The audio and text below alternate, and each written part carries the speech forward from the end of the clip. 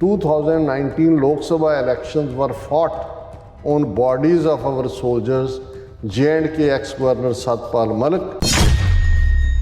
मैं मोदी ਨੂੰ ਕਾਲ ਕੀਤਾ, ਉਹ ਆਪਣੀ ਸ਼ੂਟਿੰਗ ਰੇਂਜ ਚੋਂ ਜਿਮ ਕਾਰਬੇਟ ਨੈਸ਼ਨਲ ਪਾਰਕ ਚੋਂ ਨਿਕਲਿਆ ਸੀ ਔਰ when he came out from there I got a call from him. I told him that our soldiers have been killed and they got killed by our mistake.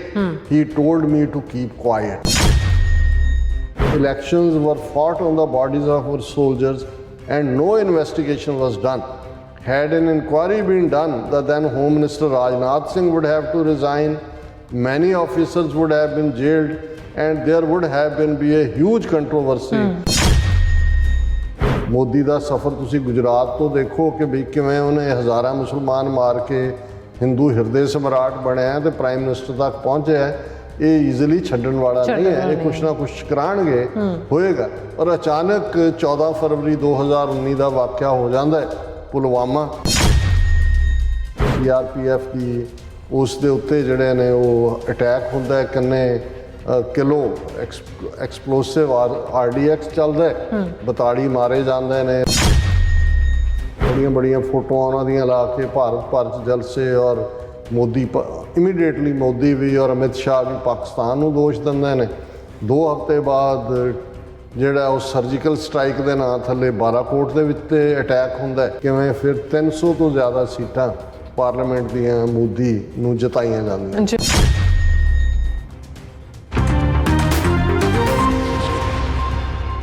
ਦਰਸ਼ਕੋ, break ਤੋਂ ਬਾਅਦ ਤੁਹਾਡਾ ਸਭ ਦਾ ਭਰਪੂਰ ਸਵਾਗਤ ਹੈ। ਸੋ ਵੀਅਰਸ, ਗੱਲਬਾਤ ਕਰਨ ਜਾ ਰਹੇ ਹਾਂ ਕਿ ਜੰਮੂ ਕਸ਼ਮੀਰ ਦੇ ਸਾਬਕਾ ਗਵਰਨਰ ਸਤਪਾਲ ਮਲਿਕ ਨੇ ਕਿਹਾ ਹੈ ਕਿ ਮੋਦੀ ਨੇ 2019 ਦੀਆਂ ਚੋਣਾਂ ਪੁਲਵਾਮਾ ਵਿੱਚ ਮਾਰੇ ਗਏ 42 ਫੌਜੀਆਂ ਦੇ ਸਰੀਰਾਂ ਤੇ ਲੜੀਆਂ ਸਨ। ਸਵਾਲ ਪੈਦਾ ਇਹ ਹੁੰਦਾ ਹੈ ਕਿ ਕੀ 2024 ਦੀਆਂ ਚੋਣਾਂ ਤੋਂ ਪਹਿਲਾਂ ਫਿਰ ਕੋਈ ਪੁਲਵਾਮਾ ਵਰਗਾ ਕਾਰਾ ਕਰਵਾਇਆ ਜਾਏਗਾ? ਸੋ ਇਸ ਬਾਰੇ ਆਪਾਂ ਗੱਲਬਾਤ ਕਰਨ ਜਾ ਰਹੇ ਹਾਂ। ਸੋ ਅਸੀਂ ਚਾਹਾਂਗੇ ਕਿ ਤੁਸੀਂ ਇਸੇ ਤਰ੍ਹਾਂ ਬਣੇ ਰਹਿਣਾ, ਦੇਖਣ ਸੁਣਨ ਲਈ ਐਂਡ ਲਿਖਣ ਲਈ ਤੁਹਾਡਾ ਸਭ ਦਾ ਬਹੁਤ ਬਹੁਤ ਧੰਨਵਾਦ ਜੀ। ਡਾਕਟਰ ਸਾਹਿਬ, ਕੀ ਕਹਿਣਾ ਚਾਹੋਗੇ? ਦੇਖੋ, ਬਹੁਤ ਪਹਿਲਾਂ ਇੱਕ ਸ਼ੇਅਰ ਕਈ ਵਾਰ ਸੁਣਿਆ ਜਾਂਦਾ ਸੀ ਕਿ ਭਾਈ ਜਿਸ 'ਚ ਕਿਹਾ ਜਾਂਦਾ ਸੀ ਕਿ ਚੋਰੀ ਉਦੋਂ ਤੱਕ ਹੀ ਛੁਪੀ ਰਹਿੰਦੀ ਹੈ ਜਦੋਂ ਆਪਸ ਦੇ ਵਿੱਚ ਮੇਲ ਹੋਏ, ਤੇ ਜਦੋਂ ਮੇਲ ਟੁੱਟ ਜਾਂਦਾ ਹੈ ਤਾਂ ਫਿਰ ਜਿਹੜੇ ਚੋਰ ਨੇ ਉਹੀ ਸਾਥੀ ਚੋਰ ਦੀਆਂ ਕਰਤੂਤਾਂ ਦਾ ਪਰਦਾਫਾਸ਼ ਕਰਦੇ ਨੇ। ਔਰ ਅਕਸਰ ਜਦੋਂ ਅਸੀਂ ਕ੍ਰੈਕਡਾਊਨ ਦੇਖਦੇ ਹਾਂ ਗੈਂਗਸ ਦੇ ਉੱਤੇ ਜਾਂ ਕ੍ਰਿਮੀਨਲਸ ਦੇ ਉੱਤੇ, ਤੇ ਪੁਲਿਸ ਜਦੋਂ ਕਿਸੇ ਇੱਕ ਅੱਧੇ ਦਾ ਉਹਨਾਂ ਨੂੰ ਅੰਦਾਜ਼ਾ ਹੋ ਜਾਂਦਾ ਹੈ ਕਿ ਕੌਣ ਨਾਰਾਜ਼ ਹੈ, ਕਿ ਉਹਨੂੰ ਪੂਰਾ ਹਿੱਸਾ ਨਹੀਂ ਮਿਲਿਆ, ਜਾਂ ਕੌਣ ਆਪਣੀ ਗੈਂਗ ਬਣਾਉਣ ਦੇ ਲਈ ਜਿਹੜਾ ਉਹ ਬੜਾ ਉਤਸੁਕ ਹੈ, ਉਹਦੀ ਮਦਦ ਕਰਦੇ ਨੇ ਔਰ ਉਹਦੇ ਰਾਹੀਂ ਫਿਰ ਉਹ ਬਾਕੀਆਂ ਤੱਕ ਪਹੁੰਚ ਜਾਂਦੇ।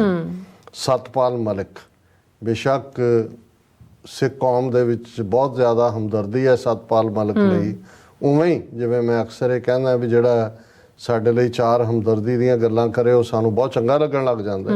ਇਹੀ ਕਾਰਨ ਸੀ ਕਿ ਉਹ ਇੰਦਰ ਕੁਮਾਰ ਗੁਜਰਾਲ ਹੋਏ, ਰਾਮ ਜੇਠ ਮਲਾਨੀ ਹੋਏ, ਕੁਲਦੀਪ ਨਈਅਰ ਵਰਗੇ ਲੋਕ ਕਿਸੇ ਜ਼ਮਾਨੇ ਜੀਵਨ ਚੰਦਰ ਸ਼ੇਖਰ ਵੀ, ਜਾਂ ਕਈ ਈਵਨ ਸੁਬਰਾਮਨੀਅਮ ਸਵਾਮੀ ਦੇ ਵੀ ਐਡਮਾਇਰਰ ਬਣ ਜਾਂਦੇ ਨੇ। ਦੇਖੋ ਜੀ, ਉਹਨੇ ਪਿੰਡਰਾਂ ਵਾਲਿਆਂ ਦੀ ਤਾਰੀਫ 'ਚ ਕਿੰਨਾ ਕੁਛ ਕਿਹਾ, ਉਹਨੇ ਹਮੇਸ਼ਾ ਉਹਨਾਂ ਨੂੰ ਕਦੇ ਗਲਤ ਨਹੀਂ ਕਿਹਾ, ਇਹ ਉਹ। ਲੇਕਿਨ ਜੇ ਤੁਸੀਂ ਇਹਨਾਂ ਸਾਰਿਆਂ ਦਾ ਹੀ ਏਜੰਡਾ ਦੇਖੋ ਤੇ ਅਲਟੀਮੇਟਲੀ ਇਹ ਸਾਰੇ ਹੀ ਭੁਗਤ ਇੰਡੀਅਨ ਨੈਸ਼ਨਲਿਜ਼ਮ ਦੇ ਖਾਤੇ 'ਚ ਰਹੇ ਹੁੰਦੇ ਨੇ। ਔਰ ਲੇਕਿਨ ਉਹਨਾਂ ਨੂੰ ਵੀ ਇਹ ਪਤਾ ਹੁੰਦਾ ਹੈ ਵੀ ਸਿੱਖਾਂ ਨੂੰ ਵੀ ਪਲੋਸ ਕੇ ਰੱਖਣਾ। ਇਵੇਂ ਹੀ ਕਈ ਵਾਰ ਜਦੋਂ ਇਹਨਾਂ ਦੀ ਆਪਣੀ ਈਗੋ ਹਰਟ ਹੋਈ ਹੁੰਦੀ ਹੈ ਜਾਂ ਉਹਨਾਂ ਨੂੰ ਲੱਗਦਾ ਹੈ ਕਿ ਭਾਈ ਇਹ ਜੋ ਅਸੀਂ ਕੀਤਾ ਸਾਨੂੰ ਉਹਦੇ ਇਵਜ਼ 'ਚ ਉਹ ਨਹੀਂ ਮਿਲਿਆ ਜੋ ਮਿਲਣਾ ਚਾਹੀਦਾ ਸੀ, ਉਹ ਫਿਰ ਆਪਣਾ ਰੋਸ ਵੀ ਜ਼ਾਹਰ ਕਰ ਦਿੰਦਾ। ਸੋ ਸਤਪਾਲ ਮਲਿਕ, ਬੇਸ਼ੱਕ ਜਦੋਂ ਤੁਸੀਂ ਉਸ ਦਾ ਪੋਲੀਟੀਕਲ ਕਰੀਅਰ ਦੇਖਦੇ ਹੋ, ਰਾਮ ਮਨੋਹਰ ਲੋਹੀਆ, ਚਰਨ ਸਿੰਘ, ਉਹਨਾਂ ਸਾਰਿਆਂ ਦੇ ਰਾਹੀਂ ਜਿਹੜਾ ਉਹ ਹੁੰਦਾ ਹਵਾਂਦਾ BJP 'ਚ ਐਂਡ ਹੋਇਆ। ਹੁਣ ਸਤਪਾਲ ਮਲਿਕ ਨੂੰ ਜਦੋਂ ਜ਼ਾਹਰ ਹੈ ਜੰਮੂ ਕਸ਼ਮੀਰ ਦਾ ਗਵਰਨਰ ਲਾਇਆ ਮੋਦੀ ਅਮਿਤ ਸ਼ਾਹ ਨੇ, ਉਦੋਂ ਇਹ ਡਿਸਾਈਡਡ ਹੀ ਸੀ ਕਿ ਉਸ ਤੋਂ ਕੀ ਕਰਵਾਉਣਾ। ਇਹੀ ਕਾਰਨ ਹੈ ਕਿ ਜਿੰਨੇ ਇੰਟਰਵਿਊ ਸਤਪਾਲ ਮਲਿਕ ਦੇ ਆਉਂਦੇ ਨੇ ਉਹਦੇ 'ਚ ਉਹ ਆਰਟੀਕਲ 370 ਨੂੰ ਔਰ 35A ਨੂੰ ਖ਼ਤਮ ਕਰਨ ਨੂੰ ਜਿਹੜਾ ਬਿਲਕੁਲ ਜਸਟੀਫਾਈ ਕਰਦਾ ਔਰ ਉਹਦੇ ਆਰਡਰ ਥੱਲੇ ਹੀ ਹੋਇਆ। ਹਾਂ, ਉਹ ਇਹ ਕਹਿੰਦਾ ਜੀ ਸੂਬੇ ਦਾ ਸਟੇਟਸ ਨਹੀਂ ਸੀ ਖ਼ਤਮ ਕਰਨਾ ਚਾਹੀਦਾ। ਬਾਕੀ ਉਹ ਕਹਿੰਦਾ ਕਿ ਜੀ ਉਹ ਤਾਂ ਉਦੋਂ ਤੱਕ ਆਪਣੇ ਆਪ ਨੂੰ ਭਾਰਤੀ ਸਮਝ ਹੀ ਨਹੀਂ ਸੀ ਸਕਦੇ ਜਦੋਂ ਤੱਕ 370 ਜਾਂ 35A ਖ਼ਤਮ ਨਾ ਹੁੰਦਾ। ਉਸ ਤੋਂ ਹੀ ਤੁਸੀਂ ਅੰਦਾਜ਼ਾ ਲਾ ਲਓ ਕਿ ਭਾਈ ਜਦੋਂ ਇੱਕ ਬੰਦੇ ਦਾ ਇਹ ਸਟੈਂਡ ਹੁੰਦਾ ਹੈ ਔਰ ਕੋਈ ਵੀ ਹੁਣ G20 ਦੀ ਟੂਰਿਜ਼ਮ ਵਿੰਗ ਦੇ ਨਾਂ ਥੱਲੇ ਜਿਹੜੀ ਮੀਟ ਇਹਨਾਂ ਨੇ ਕਸ਼ਮੀਰ 'ਚ ਰੱਖੀ ਹੋਈ ਹੈ, ਜਿਹਦੀ ਅੱਜ ਸ਼ੁਰੂਆਤ ਹੋਈ। ਚੰਗੀ ਗੱਲ ਇਹ ਹੈ ਕਿ ਵੀ ਚਾਈਨਾ ਨੇ ਔਰ ਇਜਿਪਟ ਸਾਊਦੀ ਅਰੇਬੀਆ ਨੇ ਬਾਈਕਾਟ ਕੀਤਾ। ਹਾਲਾਂਕਿ ਕੁਝ ਸੋਰਸਿਸ ਦੇ ਵਿੱਚ ਸਾਊਦੀ ਅਰੇਬੀਆ, ਇੰਡੋਨੇਸ਼ੀਆ ਔਰ ਇੱਕ ਅੱਧੇ ਹੋਰ ਮੁਲਕ ਦੇ ਵੀ ਬਾਈਕਾਟ ਦੀ ਲਾਈਨ ਹੈ, ਪਰ ਕਨਫਰਮਡ ਨਹੀਂ ਸੀਗੀ। ਲੇਕਿਨ ਇਸ ਕੋਈ ਸ਼ੱਕ ਨਹੀਂ ਹੈ ਕਿ ਸਤਪਾਲ ਮਲਿਕ ਦੀ ਹੋਂਦ ਹੀ ਇਸ ਲਈ ਉੱਥੇ ਰੱਖੀ ਗਈ ਸੀ ਕਿ ਉਸ ਤੋਂ ਇਹ ਕੰਮ ਕਰਵਾਉਣਾ ਸੀ। ਉਹਨਾਂ ਨੂੰ ਸੀ ਕਿ ਭਾਈ ਕੋਈ ਮਾੜਾ ਮੋੜ, ਕਿਉਂਕਿ ਬਾਈ ਕਨਵਿਕਸ਼ਨ ਉਹ ਕਹਿੰਦਾ ਵੀ ਮੈਂ ਤਾਂ ਸ਼ੁਰੂ ਤੋਂ ਹੀ ਇਸ ਦੇ ਅਗੇਂਸਟ ਸੀ ਕਿ 370 ਤੇ 35 ਇਹ ਨਹੀਂ ਹੋਣਾ ਚਾਹੀਦਾ, ਕਿਉਂਕਿ ਇਹ ਇਕੱਲੀ ਸਤਪਾਲ ਮਲਿਕ ਦਾ ਹੀ ਥਾਟ ਨਹੀਂ ਹੈ। ਜੇ ਤੁਸੀਂ ਈਵਨ ਰਾਮ ਮਨੋਹਰ ਲੋਹੀਆ ਜਿਹੜਾ ਆਪਣੇ ਆਪ 'ਚ ਭਾਵੇਂ ਸੋਸ਼ਲਿਸਟ ਲੀਡਰ ਸੀ, ਉਹ ਵੀ ਖਿਲਾਫ, ਕਿਉਂਕਿ ਨਹਿਰੂ ਦੇ ਖਿਲਾਫ ਸੀ।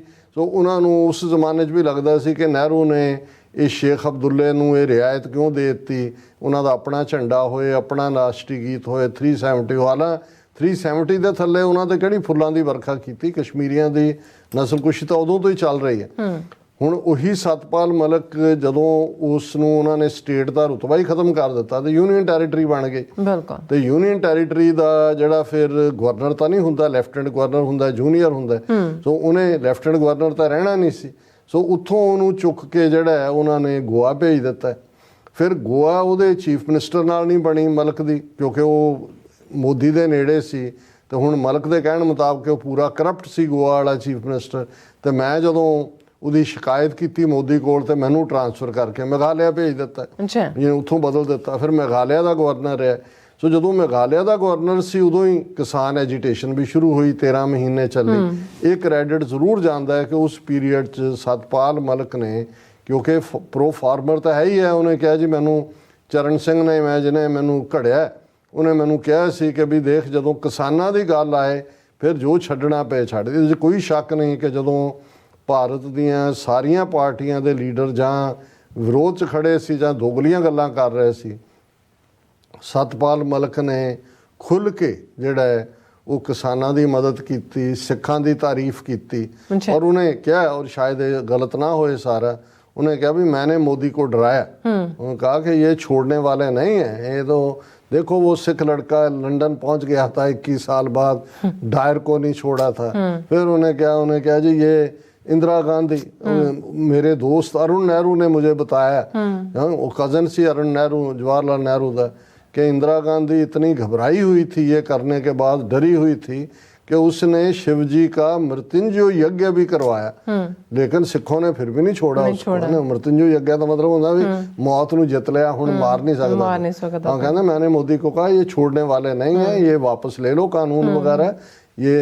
और इहदे च भी कोई शक नहीं कि ईवन दीप सिद्धू ने जो 26 जनवरी नूं झंडा लहराया, और उस सारे पीरियड च भी जो अपने भी सारे दौड़ गए, उस तो बाद इंटरव्यू सतपाल मलिक ने कहा सी कि भी ये किहड़ी नवीं गल है जो झंडा चला दिता है। उन्होंने ही दिल्ली च पहलां भी चलाते रहे ने, उन्होंने गुरु का सीसगंज है थोड़ी दूरी के उत्ते। सो कहने का मतलब यह है भी वो जिहड़ा उस पीरीयड च उहदा स्टैंड सी और जिवें उन्हें कीता, उहदे करके सिखां दे विच काफ़ी जिहड़ा सॉफ्ट कॉर्नर है। पर जे तुसीं कुल मिला के देखोगे, जे कोई ये कहे कि जी जे कश्मीर नूं जिहड़ा कि विद इन इंडियन यूनीअन रख के ਰਹਿੰਦਿਆਂ ਵੀ ਉਹਨਾਂ ਨੂੰ ਆਰਟੀਕਲ 370 35 ਇਹ ਦਿੱਤਾ ਸੀ, ਉਹਨੂੰ ਖਤਮ ਕਰਨ ਦਾ ਹਾਮੀ ਹੈ, ਤੇ ਪੰਜਾਬ ਨੂੰ ਕੋਈ ਸਪੈਸ਼ਲ ਸਟੇਟਸ ਜਾਂ ਵਿਦ ਇਨ ਖਾਲਿਸਤਾਨ ਤਾਂ ਛੱਡੋ, ਉਹਦੇ ਲਈ ਵੀ ਉਹਦੇ ਤੋਂ ਤੁਹਾਨੂੰ ਅੰਦਾਜ਼ਾ ਹੋ ਜਾਂਦਾ ਉਹਦਾ ਇੰਨਾ ਹੀ ਹੈ ਕਿ ਜੀ ਨਹੀਂ, ਸਿੱਖਾਂ ਨੂੰ ਖੁਸ਼ ਰੱਖਣਾ ਚਾਹੀਦਾ ਹੈ। 47 ਕੇ ਬਾਅਦ ਵੀ ਜਿਹੜਾ ਉਹਨੇ ਕਿਹਾ ਉਹਨਾਂ ਨਾਲ ਵਿਤਕਰਾ ਹੋਇਆ, ਚੀਫ ਮਿਨਿਸਟਰ ਪਹਿਲਾਂ ਸਿੱਖ ਨਹੀਂ ਬਣਾਇਆ ਪੰਜਾਬ ਦਾ, ਇਹ ਉਹ ਇੱਦਾਂ ਦੀਆਂ ਗੱਲਾਂ ਕਰਦੇ। ਪਰ ਜਿਹੜੀ ਗੱਲ ਕਰਕੇ ਅਸੀਂ ਇਸ ਡਿਸਕਸ਼ਨ ਨੂੰ ਚੁਣਿਆ, ਹਾਲਾਂਕਿ ਉਹਨੇ ਇਹ ਵੀ ਇਲਜ਼ਾਮ ਲਾਏ ਕਿ ਵੀ ਜਦੋਂ ਮੈਂ ਗਵਰਨਰ ਸੀ ਕਿਵੇਂ RSS ਦੇ ਖਾਸ ਬੰਦਿਆਂ ਨੇ ਮੈਨੂੰ 300 ਕਰੋੜ ਦੀ ਜਿਹੜੀ ਹੈ ਉਹ ਰਿਸ਼ਵਤ ਆਫਰ ਕੀਤੀ ਕਿ ਹੈਲਥ ਇੰਸ਼ੋਰੈਂਸ ਨਾਲ ਸੰਬੰਧਿਤ ਕੋਈ ਪ੍ਰਾਈਵੇਟਾਈਜ਼ ਕਰ ਰਹੇ ਸੀ, ਉਹਦਾ ਸਟੇਕ ਦੇ ਉੱਤੇ ਉਹਦੇ 'ਚੋਂ ਫਾਇਦਾ ਕੱਢਣਾ ਚਾਹੁੰਦੇ ਸੀ, ਮੈਂ ਨਾ ਕਰ ਦਿੱਤੀ।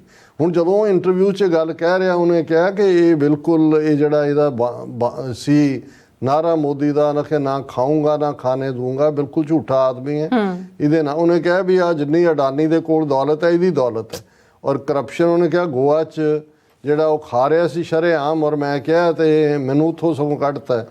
ਹੁਣ ਜਿਹੜੀ ਗੱਲ ਨੇ ਸਭ ਤੋਂ ਜ਼ਿਆਦਾ ਇਹਨਾਂ ਨੂੰ ਤਕਲੀਫ ਦਿੱਤੀ ਹੋਈ ਹੈ, ਔਰ ਉਹਦਾ ਇੱਕ ਇੰਟਰਵਿਊ ਨਹੀਂ, ਰਿਪੀਟਡਲੀ ਇੰਟਰਵਿਊਜ਼ 'ਚੋਂ ਕਹਿ ਰਿਹਾ, ਹੁਣ 2014 'ਚ ਮੋਦੀ ਪਹਿਲੀ ਵਾਰ ਪ੍ਰਾਈਮ ਮਿਨਿਸਟਰ ਬਣਿਆ, 2019 'ਚ ਪਾਰਲੀਮੈਂਟ ਦੀਆਂ ਚੋਣਾਂ ਸੀ, ਔਰ ਜਨਵਰੀ 2019 ਪਹੁੰਚਦੇ ਆ ਜੋ ਓਪੀਨੀਅਨ ਪੋਲ ਸੀ ਭਾਰਤ ਦੇ ਵਿੱਚ ਉਹ ਦੱਸ ਰਹੇ ਸੀ ਕਿ ਮੋਦੀ ਔਰ ਬੀਜੇਪੀ ਬਹੁਤ ਬੁਰੀ ਤਰ੍ਹਾਂ ਹਾਰੇਗੀ। ਹੁਣ ਇਹਨਾਂ ਨੂੰ ਕੁਛ ਨਾ ਕੁਛ, ਉਦੋਂ ਵੀ ਜਿਹੜੇ ਸਿਆਣੇ ਸੀ ਉਹ ਕਹਿੰਦੇ ਸੀ ਵੀ ਇਹ ਬੀਜੇਪੀ ਵਾਲੇ ਬੜੇ ਕਲਾਕਾਰ ਕਿਸਮ ਦੇ ਲੋਕ ਨੇ, ਇਹਨਾਂ ਨੇ ਮੋਦੀ ਦਾ ਸਫ਼ਰ ਤੁਸੀਂ ਗੁਜਰਾਤ ਤੋਂ ਦੇਖੋ ਕਿ ਵੀ ਕਿਵੇਂ ਉਹਨੇ ਹਜ਼ਾਰਾਂ ਮੁਸਲਮਾਨ ਮਾਰ ਕੇ ਹਿੰਦੂ ਹਿਰਦੇ ਸਮਰਾਟ ਬਣਿਆ ਤੇ ਪ੍ਰਾਈਮ ਮਿਨਿਸਟਰ ਤੱਕ ਪਹੁੰਚਿਆ। ਇਹ ਈਜ਼ੀਲੀ ਛੱਡਣ ਵਾਲਾ ਨਹੀਂ ਹੈ, ਇਹ ਕੁਛ ਨਾ ਕੁਛ ਕਰਾਣਗੇ, ਹੋਏਗਾ। ਔਰ ਅਚਾਨਕ 14 ਫਰਵਰੀ 2019 ਦਾ ਵਾਕਿਆ ਹੋ ਜਾਂਦਾ ਹੈ ਪੁਲਵਾਮਾ, ਕਿ ਜੀ ਜਿਹੜੀ ਹੈ CRPF ਦੀ ਉਸ ਦੇ ਉੱਤੇ ਜਿਹੜੇ ਨੇ ਉਹ ਅਟੈਕ ਹੁੰਦਾ ਹੈ, ਕਿੰਨੇ ਕਿਲੋ ਐਕਸਪਲੋਸਿਵ RDX ਚੱਲਦਾ, 42 ਮਾਰੇ ਜਾਂਦੇ ਨੇ ਤੇ ਇਹ ਉਹ ਫਲਾਣਾ ਟਿਮਕਾ। ਫਿਰ ਉਹਨਾਂ ਦੀਆਂ ਜਿਹੜੀਆਂ ਨੇ ਉਹ ਡੈੱਡ ਬਾਡੀਜ਼ ਦੀਆਂ ਦੇ ਉੱਤੇ ਰਾਜਨੀਤੀ ਸ਼ੁਰੂ ਹੁੰਦੀ ਹੈ, ਬੜੀਆਂ ਬੜੀਆਂ ਫੋਟੋਆਂ ਉਹਨਾਂ ਦੀਆਂ ਲਾ ਕੇ ਭਾਰਤ ਭਰ 'ਚ ਜਲਸੇ, ਔਰ ਮੋਦੀ ਇਮੀਡੀਏਟਲੀ ਮੋਦੀ ਵੀ ਔਰ ਅਮਿਤ ਸ਼ਾਹ ਵੀ ਪਾਕਿਸਤਾਨ ਨੂੰ ਦੋਸ਼ ਦਿੰਦੇ ਨੇ।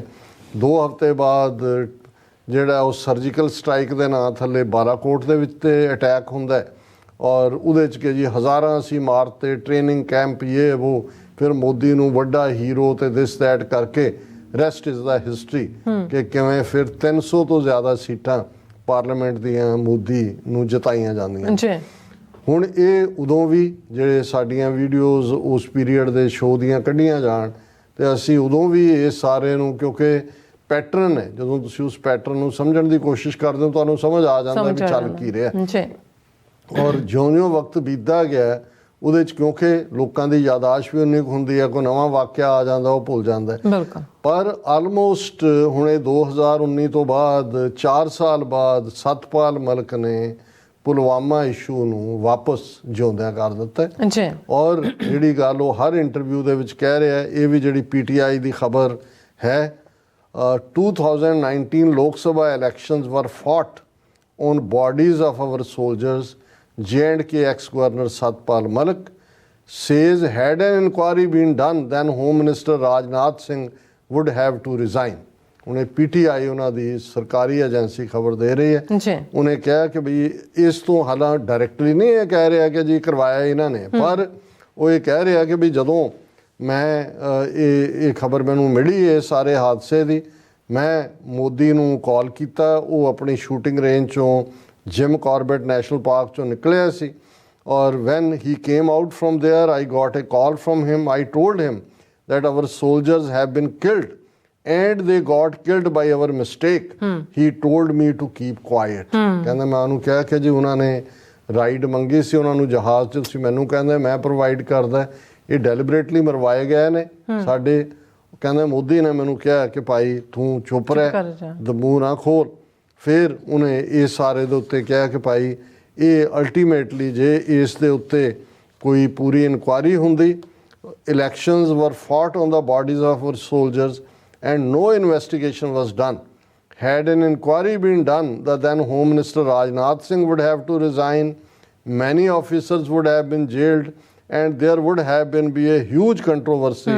Malik said at an event in Bansur of Alwar district, Alwar Rajasthan ਦੇ ਵਿੱਚ ਹੈ, ਉਹਨੇ ਕਿਹਾ ਕਿ ਵੀ ਜੇ ਮੈਂ ਇਹਦੇ ਤਾਂ ਨਹੀਂ ਹੈ ਇੰਟਰਵਿਊ 'ਚ, ਇੱਕ ਹੋਰ ਇੰਟਰਵਿਊ 'ਚ ਨੇ ਕਿਹਾ ਕਿ ਅਜੀਤ ਡੋਵਲ ਜਿਹੜਾ ਮੇਰਾ ਦੋਸਤ ਵੀ ਔਰ ਪੁਰਾਣਾ ਜਾਣੂ ਹੈ, ਉਹਨੂੰ ਜਦੋਂ ਮੈਂ ਕਿਹਾ ਉਹਨੇ ਵੀ ਮੈਨੂੰ ਕਿਹਾ ਕਿ ਮਲਿਕ ਸਾਹਿਬ ਆਪਣੀ ਹੁਣ ਤੁਸੀਂ ਜ਼ੁਬਾਨ ਬੰਦ ਰੱਖੋ, ਇਸ ਤੇ ਕੋਈ ਕਮੈਂਟ ਨਹੀਂ ਕਰ।